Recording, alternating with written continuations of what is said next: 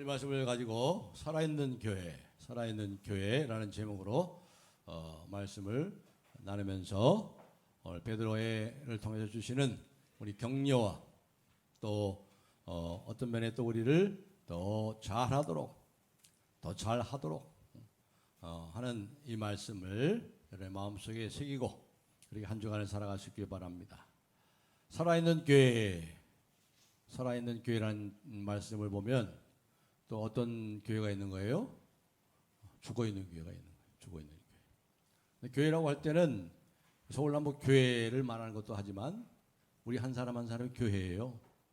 그걸 아셔야 돼요. 그러니까 여기서 중요한 것은 이 베드로 사도가 얘기하는 것은 우리 한 사람 한 사람을 교회로 생각하고 말씀하는 것을 먼저 들어야 됩니다.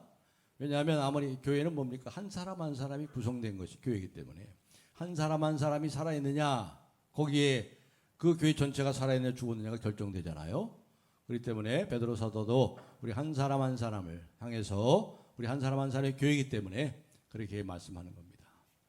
죽은 교회가 있다는 거죠. 죽은 성도들이 있다는 거예요. 살아있는 성도들이 있는 반면에 우리 요한계시록을 쭉 전체 한번 공부했습니다만은 7교회가 나오죠. 요한계시록 7교회 중에 어느 교회를 향해서 그 교회가 살아있으나 죽었다고 그랬죠? 사대교회죠. 사대교회를 향해서 말씀하죠. 우리 주님께서 말씀합니다. 내가 네 행위를 아노니 내가 살았다 하는 이름은 가졌으나 명목상에 살아있는 것처럼 보이지만 그러나 실상은 죽은 자로다. 그렇게 책망들은 사대교회가 있어요. 우리 성경 한번 보겠습니다. 이 죽었다는 게 뭔지 시편 13편 3절 말씀을 다 같이 한번 읽어보겠습니다. 시작.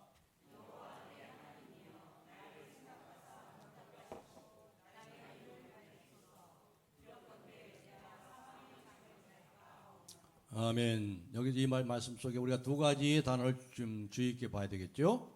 나의 눈을 밝히소서. 들었건대 내가 사망의 잠을 잘까 하나이다. 눈을 밝히시고 사망의 잠. 그러니까 우리 영혼에도 눈이 있어요. 육신에만 눈이 있는 게 아니고요. 영혼에 눈이 있어요. 우리 영혼의 눈이 더 밝아져야 되겠죠. 더 밝아져서 마음이 깨끗한 자는 복이 있나니 저희가 하나님을 볼 것이며 우리가 육신의 눈으로 보는 게 아니죠. 영혼의 눈으로 보는 거예요. 그래서 영혼에도 눈이 있는 것입니다. 영혼의 눈이 맑게 그리고 반짝반짝 깨어있을 때 우리 영혼도 마찬가지로 깨어있게 되는 거예요. 그러지 못할 때는 사망의 잠을 잔다. 사망의 잠. 주님의 아주 중요한 그러한 경계의 말씀이죠. 우리가 우리 자신이 사망의 잠에 빠져 있는지 아닌지, 사망의 잠에 빠져 있는 사람은 자기가 잠자고 있는 것도 몰라요. 잠을 자고 있기 때문에 내가 사망의 잠을 자고 빠져 있는지 잘 몰라요. 기도도 안 되고 하나님이 전혀 두렵지도 않고 예배에도 기대도 없고 마음이 없는 것이 바로 사망의 잠이에요. 내 문제만 커 보이고 다른 사람의 문제는 관심도 없고 성경 말씀은 귀에 들어오지도 않고 일주일 내내 성경 한 구절도 보지도 않고 이런 것이 사망의 잠인 거예요. 사망의 잠. 여러분 살아있으면 깨어있게 되고 살아있으면 깨어있어야 돼요. 살아있는 게 중요한 거예요. 살아있는 게. 살아있어야 깨어있게 되는 거죠. 그리고 살아있으면 오늘 말씀처럼 어떻게 돼요? 살아있는 사람은 어떻게 됩니까? 살아있는 사람은 자라게 돼 있어요. 자라게. 성장하게 돼 있어요. 우리 아이들이 자라잖아요. 생명이 있기 때문에. 그렇죠? 그렇기 때문에 다 자랍니다. 성장합니다. 그렇다면 교회가 성장하고 교회가 자란다는 것이 뭡니까? 여러분 자신 한 사람 한 사람, 우리 자신 한 사람 한 사람, 저를 포함해서 우리 모든 각 한 사람 한 사람이 성장하고 자란다는 것이 무엇입니까? 만약에 신약 성경이 말하는 교회가 예배당 건물이라면 이게 교회라면 말이죠. 이 예배당 건물이라면 교회가 자라고 교회가 성장한다는 것은 어떻게 말하면 돼요? 큰 예배당 짓는 거지 뭐. 큰 예배당. 그렇죠? 큰 예배당 짓는 것이 성장하고 자라는 거 아니에요? 자라나는 거죠. 그런데 교회가 뭐예요? 이 예배당을 교회로 말해요? 아니에요. 이건 예배당이 예배당, 이건 건물이에요, 건물. 저치 빌딩에 불과해요. 교회가 아니에요. 이건 교회가 아니에요. 예배당이죠, 뭐. 큰 예배당을 짓는다고 그래서 자라는 게 아니에요. 큰 예배당을 짓는다고 성장하는 게 아니라 이 말이에요. 그래서 우리 중에 이런 식으로 큰 예배당을 짓고 교회가 성장했다, 교회가 자라났다, 그렇게 말하는 사람들이 있는데 안 그래요. 전혀 성경에서 그렇게 얘기하잖아요. 성경에서 그렇게 말한 적이 있으면 찾아보세요. 눈을 제가 그냥 계속 성경을 그냥 눈을 부르뜨고 찾아봐도 없어. 그런 말씀 없어요. 중세교회 보세요. 유럽의 중세교회들 보면 거대한 예배당이 얼마나 많아요. 아우, 정말 엄청납니다. 베네치아에 가보면 그 마가 예배당 가보신 분이 아시죠? 그게 예배당을 지었는데 예배당에 이 외벽을요 전부 금으로 칠했어요. 금. 엄청나잖아요, 예배당들이. 근데 지금 어떻게 됐어요? 대부분 관광 명소지 뭐. 술집으로 변하고 레스토랑으로 바뀌고. 거기 예배 안 들어요. 그게 무슨 교회예요? 예배당이지, 건물이지. 당시에는 그 지역에 이제 군주나 주교의 세력을 과시하기 위해서 예배당 크게 짓는 경쟁이 붙었어요. 그래서 성도들의 그 가난한 성도들의 헌금을 짜내 가지고 큰 예배당을 지어가지고 그것을 하나의 신앙의 증거로 믿음의 자랑거리로 삼았단 말이에요. 신약 성경에서 이런 식으로 교회 성장, 교회가 자라는 것을 말한 적이 없어요. 그게 아니에요. 그게 교회 성장이 아니에요. 지금까지 우리 한국교회에서 가장 많이 애용되고 그리고 오해되고 남용되는 그런 단어가 있다면 바로 교회 성장입니다. 교회 성장. 이 교회 성장이라는 것이 저 미국의 폴로 신학교의 그 맥가브라는 목사, 그 교회 성장학파를 만들어 가지고요 아주 재속하는데 앞장선 거예요, 그 사람이. 교회 성장을 시켜야 돼. 교회가 성장해야 돼. 그래서 목회자들의 마음을 두근거리게 만들고 꿈꾸게 하고 시비의 간음자처럼 기준이 되는 애정의 대상이 되는 게 교회 성장이에요. 교회 성장. 그래가지고 뭐 지금은 이제 교회 성장이라는 말을 거의 안 씁니다. 그리고 교회 성장 세미나도 없어요. 옛날에는 뭐 한 10년, 20년 전만 해도 교회 성장 세미나에 목회자들이 기웃기웃거리고 말이에요. 우리 교회도 한번 성장해야 되는데, 우리 교회도 학교에 성장해야 되는데, 얼마나 많은 목회자들이 교회 성장 세미나에 기웃기웃거리는지 몰라요. 이것은 바로 성숙과 성장을 혼동하거나 그들의 관계를 올바로 이해하지 못하는 데서 나오는 결과인 거예요. 성숙하고 성장하고 이 관계를, 이것이 어떻게 다른지, 그리고 이것이 어떻게 서로 관계가 있는지 오해한 데서 오는 거죠. 한 번은 한국의 굴주의 초대형 교회를 목회하는 목사님이 미국을 이제 방문하셨어요. 그래가지고 미국의 중서부에 어느 조그만 한인교회에 이제 부흥회를 인도하시게 됐어요. 근데 그분의 이 설교 제목이 뭐냐면 정상에 도전하는 신앙. 멋지죠? 정상에 도전하는 신앙. 이런 주제를 가지고 부흥회를 했어요. 그러나 그 유명한 목사님의 부흥회를 통해서, 그 집회를 통해서 교인들에게는 심한 허탈감, 어떤 분의 분노를 일으키고 연민과 냉소를 동시에 가져다 줬어요. 그 이유는 간단합니다. 그분의 눈에는 얼마 되지 않은 이 교회 머리 숫자 보고 그 교회를 아주 대수롭지 않게 여긴 거죠. 미국의 한인교회들이 얼마나 돼요? 많이 모여야 한 100명, 많이 먹으면 100명이면 큰 교회예요. 한 5배 뽑으면 미국의 100명의 한인교회는요, 이 대한민국의 500명 정도 되는 5배로 봅니다. 5배.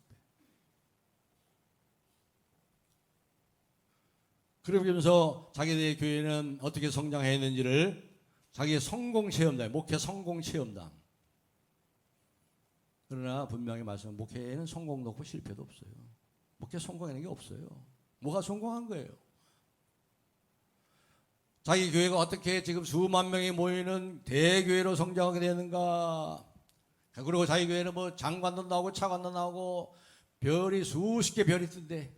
장성들도 나오고 말이죠. 국회의원도 나오고 유명한 정치인들, 판검사들 말이죠. 법조인들, 그리고 수많은 기업의 회장들, 대학 교수들, 이러한 사람들을 거느리고 자기가 목회를 하고 있다고 자랑을 하고 있어요.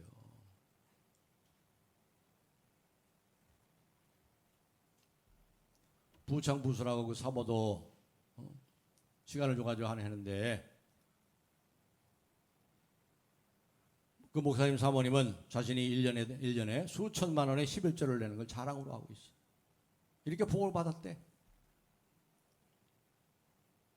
이것들이 교회 성장이라고 얘기를 하고 있단 말이에요. 건물을 교회라고 보면 그렇게 하죠. 예배당을 교회라고 보면 이런 말이 성립이 돼요.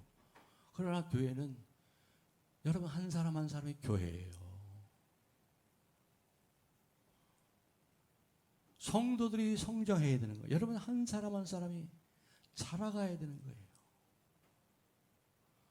성도들의 성장을 숫자의 증가로만 평가할 수 있는 거 아니에요. 그리고 성경에 어딜 봐도 숫자로 평가한 적이 없어요.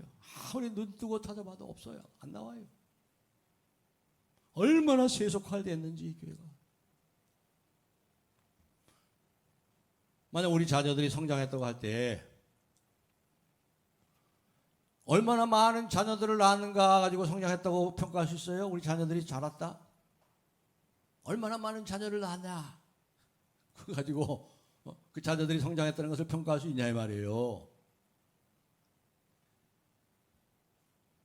그 아이가 키가 자라고 몸무게가 늘었고, 그럼 물리적 성장만 말하지도 않아요.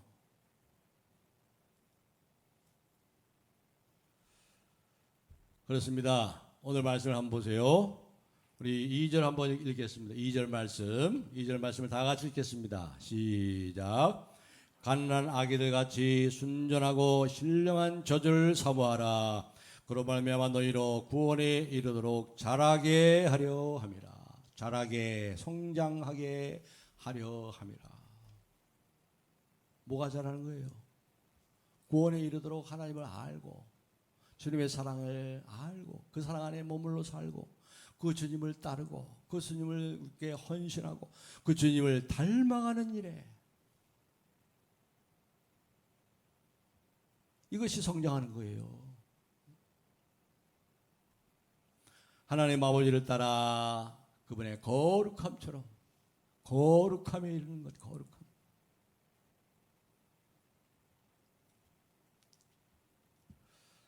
말씀으로 거듭났다 그랬죠. 우리가 22절 23절에 우리가 거듭난 것은 썩어질 씨로 된 것이 아니요 썩지 아니할 씨로 된 것이니 항상 있고 살아있는 말씀으로 되었느니라. 씨는 어떻게 돼요? 씨는 생명이기 때문에 자라게 되는 거예요. 말씀으로. 씨가 뭐예요? 하나님 말씀이라고 그랬죠. 하나님의 말씀으로 더욱 강건해지고 더욱 깊어지고 넓어지고 서로 뜨겁게 사랑하고 불쌍히 여기는 마음을 가지고 서로 격려하고 눈물을 닦아주고 손을 잡아주고 그 사람을 축복해주고 교회 하나됨을 힘써지키고, 내가 주인이 되는 것이 아니라, 내가 주인 노릇하는 것이 아니라 주님이 주인 노릇하도록 다리를 내어드리고 세상을 이기는 믿음의 사람으로 자라는, 이게 진짜 자라는 거라 이 말이에요. 이것이 바로 말씀 교회론이에요. 말씀 교회론. 말씀이 교회의 영적 생명의 본질이기 때문에 그렇습니다. 영적인 성장의 본질이 말씀이기 때문에 그래요. 이 말씀에 대한 가르침은 우리가 1장 22절에 살펴봤죠. 썩어질 씨로 된 것이 아니요 썩지 아니할 씨로 된 것이니 하나님이 항상 있고 살아있는 말씀으로 되었느니라. 그리고 이것이 이제 1장 22절부터 25절까지 바로 이 말씀에 대한 이 본론의 말씀이 나옵니다. 모든 푸른 한번 다 같이 한번 읽어보겠습니다. 거기 24절 읽겠습니다. 시작. 1장 24절 시작. 그러므로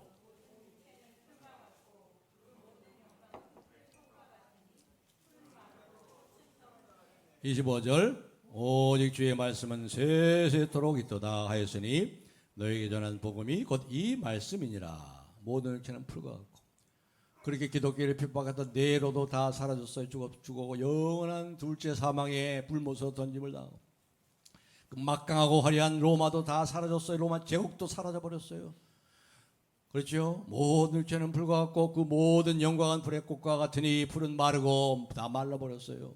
다 꽃은 떨어졌어요. 그러나 하나님의 말씀은 지금까지 영원토록 주님이 다시 재림하시고 하나님의 나라 이루는 그날까지 영원토록 그 증거들이 저와 여러분이 있잖아요. 2000년의 세월을 흘렀지만 여전히 교회가 있잖아요. 여러분이 있잖아요. 거듭난 저와 여러분이 있잖아요.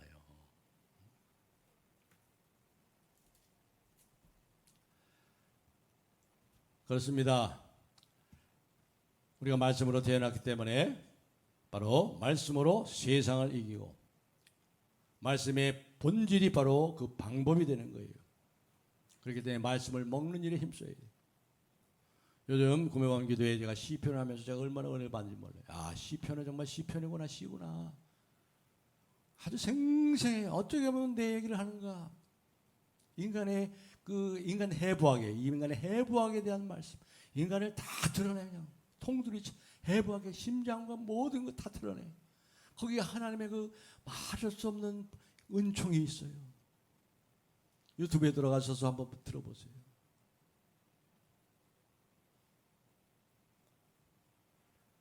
말씀이 생명이에요. 하나님 성도들은 말씀을 사모하세요. 이게 주님을 사랑한다는 것은 말씀을 사랑하는 거예요. 말씀이 육신이 되어 우리 가운데 거하시니 그 영광을 보니 독생자의 영광이요 은혜와 진리가 충만하더라. 그래서 말씀을 먹고 말씀을 귀하게 여기고 말씀을 사모하고. 왜요? 말씀이 생명이기 때문에 그래요. 그리고 생명이기 때문에 말씀을 통해서 자라나는 거예요. 말씀을 통해서 우리가 성장하는 거예요. 성도들이 성장하는 게 뭐예요? 직분이 바뀌는 겁니까? 서리 집사가 되고 안수 집사가 되고 장로가 되는 것이 그게 자라는 거예요? 아니에요. 예수 믿고 복 받아서 풍요해지는 것, 부자 되는 것이 자라는 거예요? 그게 성장하는 거예요? 아니에요.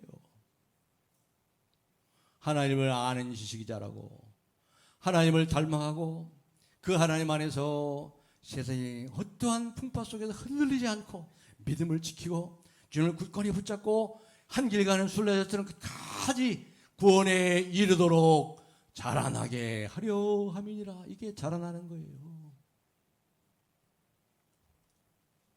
오늘 말씀해 보시면 여기 1절과 2절이 대조되지요. 2장 1절과 2장 2절이 아주 대조가 됩니다. 자, 먼저 한번 1절을 한번 읽어보겠습니다. 2장 1절 시작. 그러므로 모든 악독과 모든 기만과 외식과 시기와 모든 비방하는 말을 버리고 그랬어요. 자, 이거 보니까 여기 보면 악독의 목록들이 나와. 악독의 목록들이 쭉 나오죠. 대표적인 목록들이. 모든 악독과, 이 모든 악독이 뭐예요? 질적으로 부패하고 나빠진 것들. 빵에 핀 곰팡이, 썩은 음식 같은 거예요. 저질스럽고 덕스럽지 못한 것을 모든 악독이라고 그래요. 그 다음에 모든 기만이라는 말은 낚시로 치면 가짜 미끼예요. 가짜 미끼. 물고기처럼 만들어가지고 가짜 미끼죠. 가짜 미끼를 줘가지고 상대방을 속이는 거. 그걸 알면서도 상대방을 속이는 거. 이게 모든 기만. 그 다음에 외식이 뭐예요? 위선과 위선. 막 겉으로는 그럴듯하게 보이면서 겉과 속이 다른 것. 이중적인, 다른 생각, 다른 꿍꿍이. 다른 것을 의도하면서 이중적인 태도를 보이는 거예요. 이게 위선이죠. 이거 다른 말하면 외식이죠. 외식. 그 다음에 뭡니까? 여기 시기가 나와요. 시기. 질투로 생각이 병 들어가지고 감정과 의지까지도 다 삐뚤어지는 것. 남을 헐뜯는 것. 비방, 모든 비방, 남을 헐뜯는 것, 잘 알아보지도 않고 한 사람의 얘기만 듣고 무조건 반대하고 모욕하고 참수하는 태도가 모든 비방. 여기까지 보면 1절에 보면 모든 악독의, 입에 담기도 싫은, 얘기하고 싶지 않은 그러한 악독의 목록들이 열거되고 있죠. 마치 이것을 보면 이 세상이 정글 같아. 정글, 약육강식의 세상. 이 늑대와 사자와 뱀들이 그냥 가다 꼼틀거리는 세상. 바로 이것이 그 당시에 실제로 로마 지배하에 있던 흩어진 교회들이 맞닥뜨린 삶의 상황이라 이 말이에요. 그런 세상에 살고 있단 말이에요. 지금도 우리가 똑같죠. 지금도 지금 달라요. 그런데 2절을 보세요.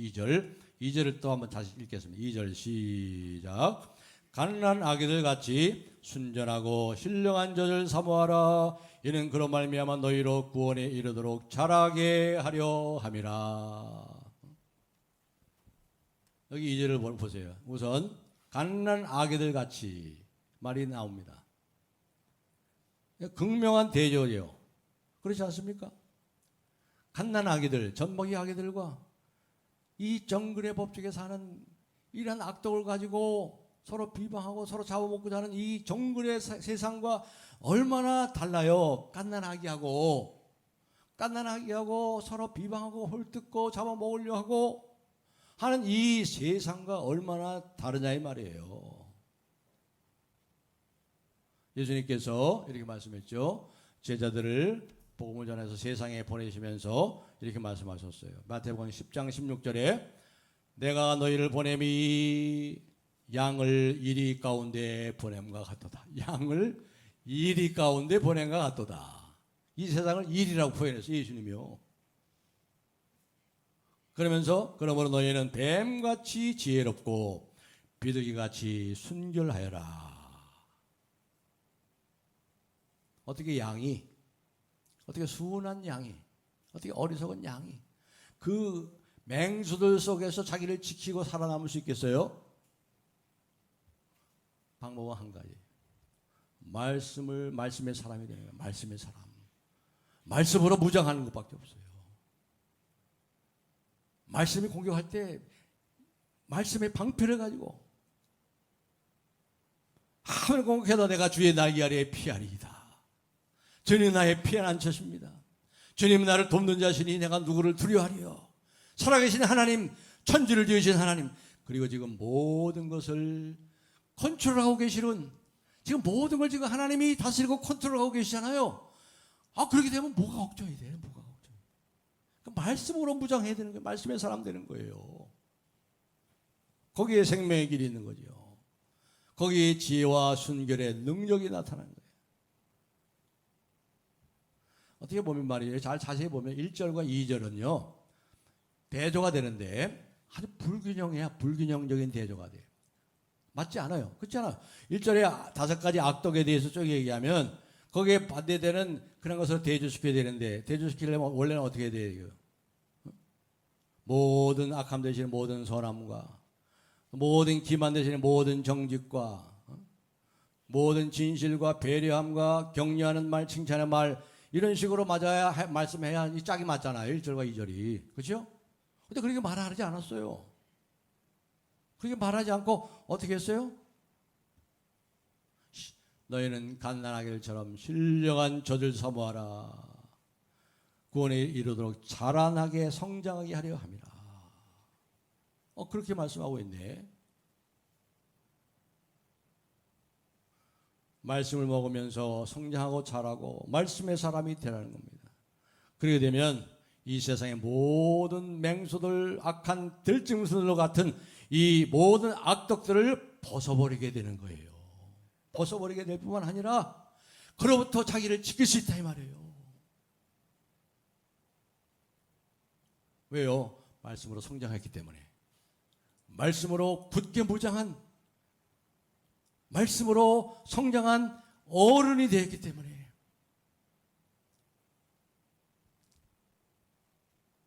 그렇기 때문에 말씀을 먹고 말씀으로 자라게 되면 더 이상 이 어울 수 없는 이 악덕들을 다 버릴 수밖에 없는 거죠. 왜냐하면 그가 먹고 자란 말씀 자체가 썩지 않기 때문에, 항상 있고 살아있는 말씀이기 때문에, 거기에 하나님의 생명이 있기 때문에 하나님의 생명이 말씀에.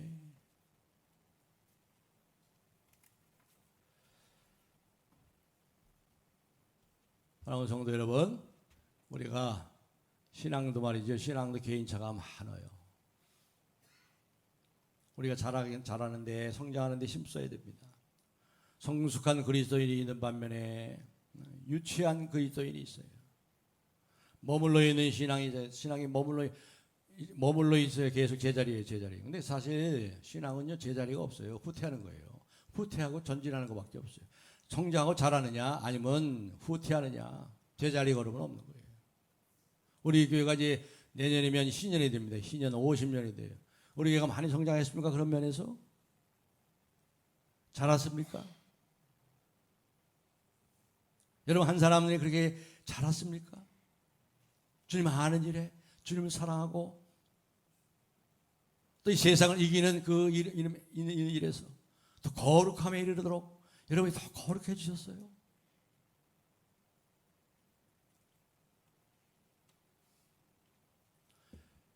어린아이 같은 신앙은, 갓난아이 같은 신앙은 순진한 상태의 신앙인 거, 이것은 유치한 신앙과 구별되어야 돼요. 유치해서는 안 되죠. 순진한 어린아이 같이, 갓난아이들과 같이 순진한 상태, 이건 우리에게 진짜로 필요한 거예요.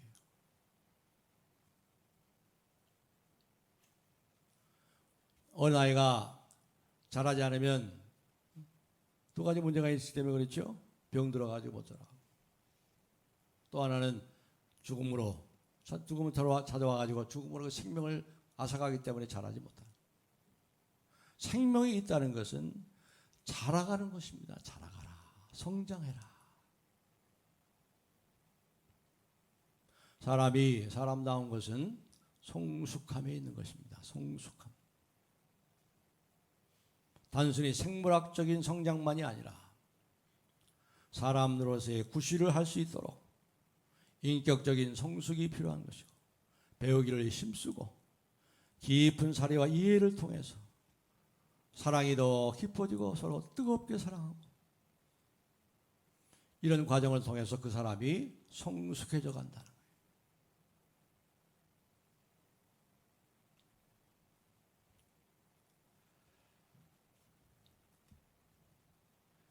이제 마지막으로 한 가지 더 생각하고 말씀을 이제 맺도록 하겠습니다.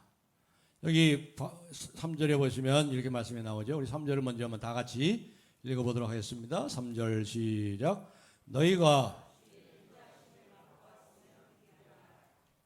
아멘.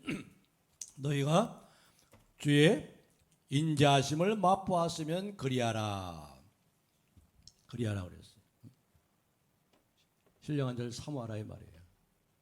그러니까 주의 선하심을 맛보았으면 이라는 말을 다른 말로 바꾸면 뭐예요? 주님의 말씀에 선하심을 맛보았으면 더욱더 그 말씀을, 그 신령한 저를 사모하라. 주님의 선하심, 인자하심을 맛보셨어요? 여러분의 인생길에 주님이 또 오셨어. 그때 주님이 나를 붙잡아 주셔서 넘어지지 않도록, 아주 쓰러지지 않도록. 내가 쓰러졌을 때 우리 주님이 나를 업고 걸으셨지. 그때 그렇게 나를 도우셨어.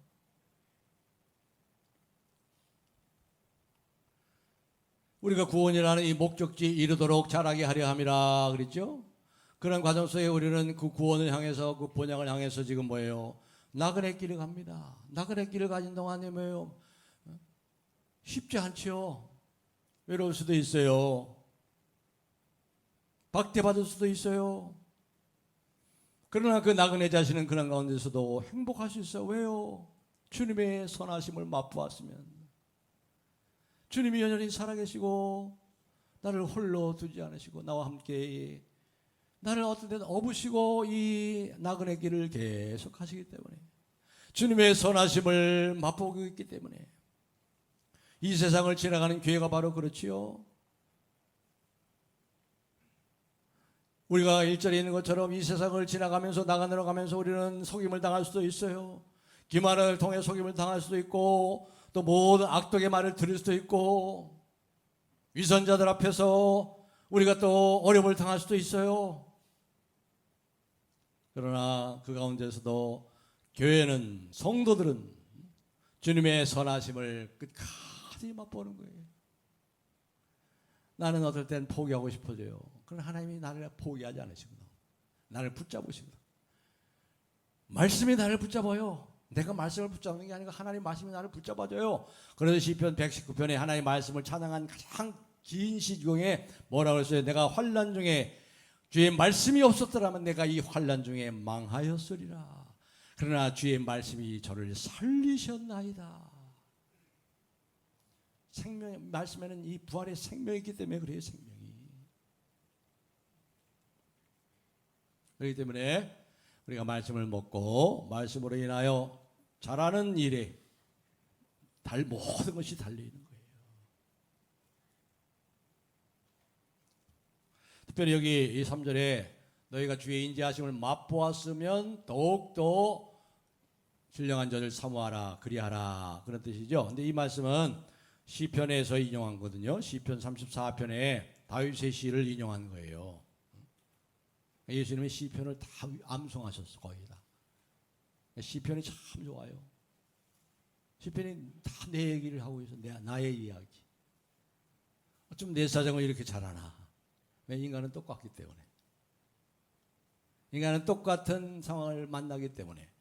인간은 똑같은 행복과 기쁨과 슬픔과 비참함을 경험하기 때문에 그래요. 시편 34편은 어떤 시냐면 다윗이 말이죠.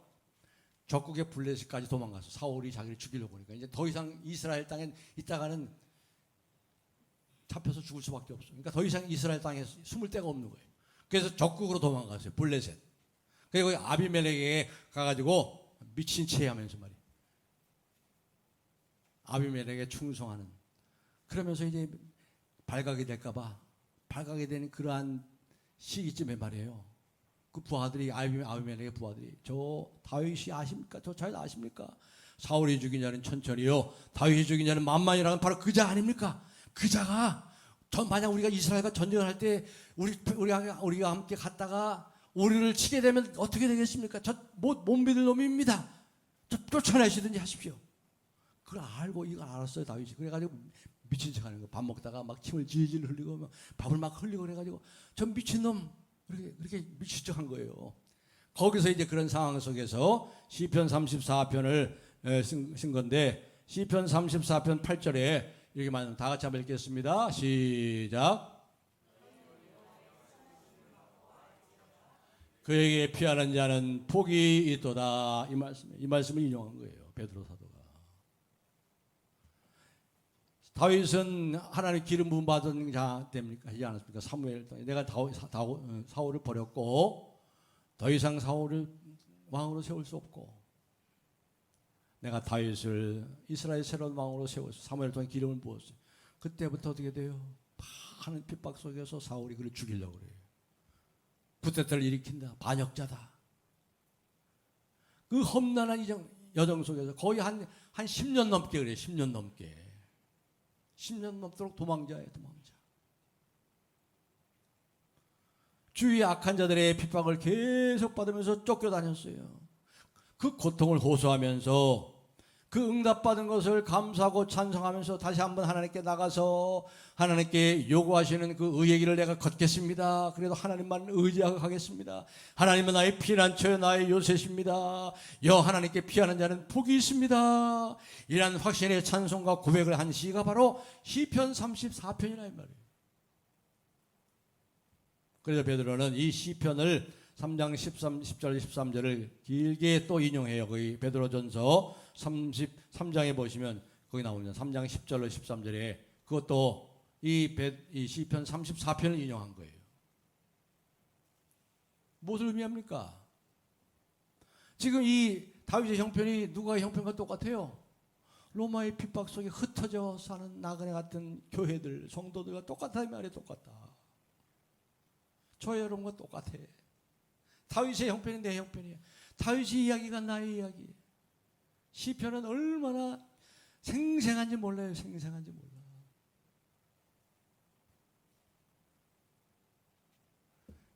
흩어져 있는 나그네 같은 교회들, 성도들에게, 다윗도 마찬가지고 그 흩어진 교회 성도들도 하나님께 부르심을 받았잖아요. 왕 같은 제사장들로 될지니라. 근데 지금 현실은 어떻게 해요? 쫓겨다니고 있어요. 쫓겨다녀. 나그네로 여기저기 흩어지고 쫓겨다녀. 신앙을 지키기 위해서 쫓겨다녀. 잠시 고난을 받고 있는 처지죠.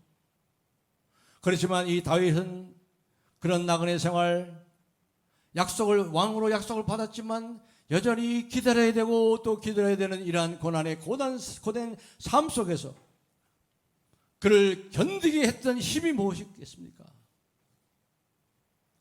주의 선하심을 맛보아 알지어다. 하나님이 선하시거든. 자기를 끝까지 보호해 주시거든. 내 편이 되어 주시거든. 이것을 다윗은 하나님의 기적적인 간섭 속에서 사울의 손으로부터 얼마나 많이 구원을 받아요. 주의 선하심을 맛보아, 주의 선하심을 맛보아 할지어다. 주의 인자하심을 맛보아 할지어다. 여기서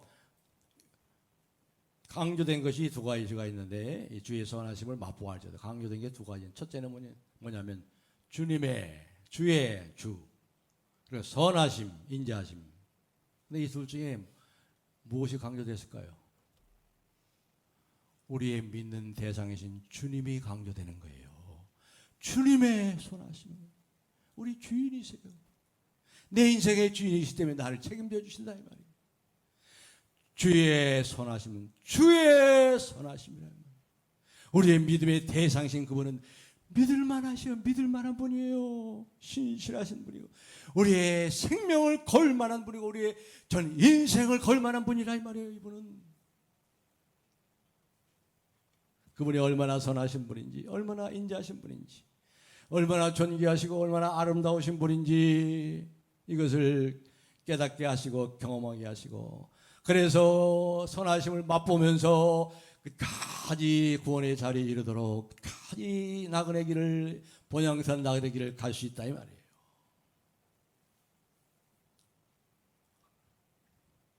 사랑하는 성도 여러분, 얼마나 그리스도인의 삶이 그런 면에서 기쁘고 놀랍고 행복하고 황홀하겠습니까?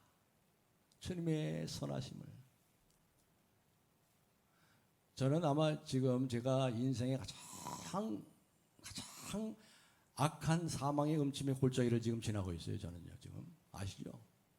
이거 뭐 무엇으로 위로도 안 돼. 근데 제가 제 얼굴 보세요. 제 얼굴.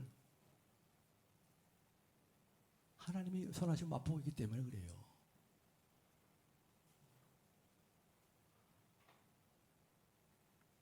왜요? 교회는 썩지 않고 항상 잊고 살아있는 말씀으로 되었느니라. 사랑하는 성도 여러분, 오늘 이 베드로사도를 통해서 우리에게 주시는 말씀을 가지고 여러분 한 사람 한 사람이 살아있는, 진실로 성장하는, 영적으로 성장하는, 그래서 이 인생의 길을 가면서 많은 어려움들이 있잖아요. 얼마나 모세가 얘기했듯이 인생이 70이여 강건하면 80여라도 그 연수의 자랑은 수고와 슬픔뿐이니. 저희 아버지가 그렇게 말했었어요. 돌아가시자. 야, 곧 목사야. 정말 인생은 수고와 슬픔뿐이다. 신속히 간이 날아갑니다. 다행인 것은 수고와 슬픔이 가득한 세상에 신속히 가니까 참, 빠르게 가니까 참 다행이에요. 신속하게 가. 그렇죠? 그리고 거기 그런 동안에 우리를 홀로두지 않으시고 주님의 선하심을 맛보게 하시라. 주님의 선하심을. 그래서 우리가 포기하지 않고 넘어지지 않고 이 길을 기쁨으로 가잖아요. 지금 구원에 이르도록 자라나고 있잖아요. 이와 같이 이 인생길에, 나그네의 순례길에 주님과 함께 주님의 선하심을 맛보고 경험하시면서 더 갓난 아이들처럼 신령한 젖인 하나님의 말씀을 사모하셔서 정말 세상을 이기고 흔들리지 않고 끝까지 본향 찾는 나가는 길을 힘있게 주님과 함께 달려가는 저와 여러분이 되시기를 우리 주님의 이름으로 축복합니다.